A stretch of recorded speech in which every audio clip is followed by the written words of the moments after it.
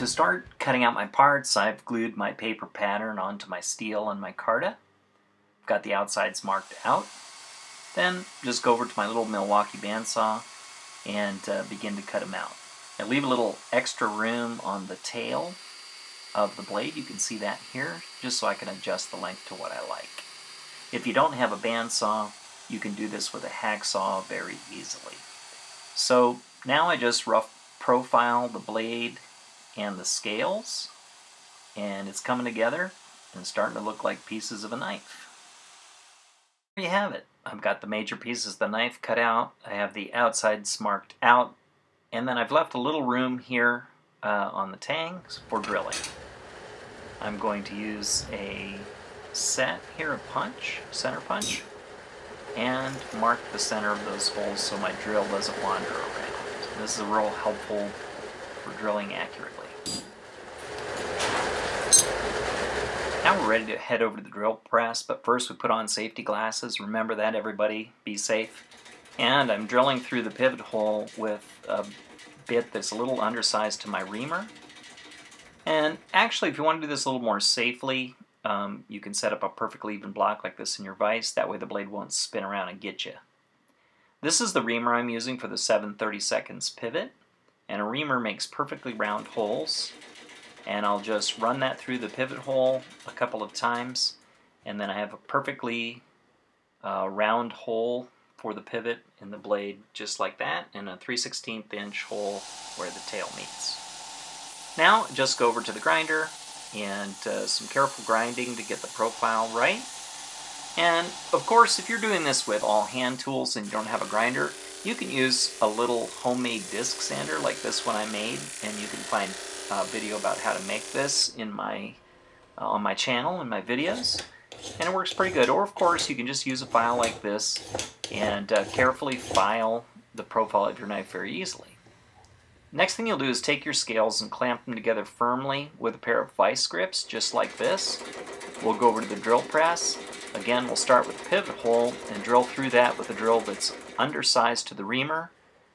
Drill one also where the tail will hit the stop pin. And now I'm just running my 7/32 reamer through both of these holes. This is going to ensure that they're straight. I don't ream them separately, but together, so the pivot pin's going to go through very straight. And that's what we look like. Okay, then I'm just drilling a hole in the back here for one of the pins that's going to hold the knife together. And then with the stop pin or a brass stop pin in and one of the back pins in, I just go over to the belt grinder here, and you're just going to very carefully even up the scales, true them up a little bit. I like to leave them just a tiny bit oversized so that you have room later to adjust it when the blade is in. Okay, for the next thing that we're going to do, you have to be a little bit careful. And it's easy to mess up a scale by doing this.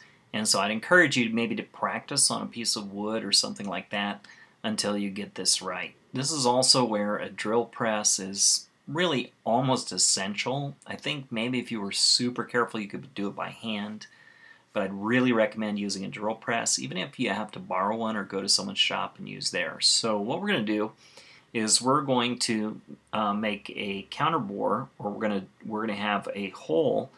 It's already drilled out and reamed to the size of this shaft, but then we're going to sink another hole just going down in enough that this head will go down into the scales. Now what I do is I use a real low-tech method. I use a masonry bit, an old masonry bit, and it's the perfect size to make a counterbore for these heads. The nice thing about a masonry bit too is, by the way that they're designed, it drills a pretty square shoulder, so that when you push this down in, it fits down nicely in there. I tend to leave my pivots up just a tiny bit. You can always adjust them to the way you like them and the way that you think looks good. And I'll show you that right now. So this is that old masonry bit set up in my drill press on my vise. And it'll drill a hole that's about 320 thousandths of an inch. And so you can see I'm letting it wobble a little bit, and then when I press down it self-centers. So that's kind of a trick. And then I just go very carefully down into it and check to make sure that the pivot fits in there well. And the head of the screw like that. And I just check it, and if it needs a little more, I just gently take a little more out. And that's what the pivot post looks like set in there. You can see it's a little tiny bit above the handle, but that's looking really good. There's the head one more time, and I'm real happy with how that turned out. That's set down in there perfectly, kind of the way I like it. So I hope you enjoyed that. Take your time, be mellow, go slow. And especially with counterboring your pivot pin.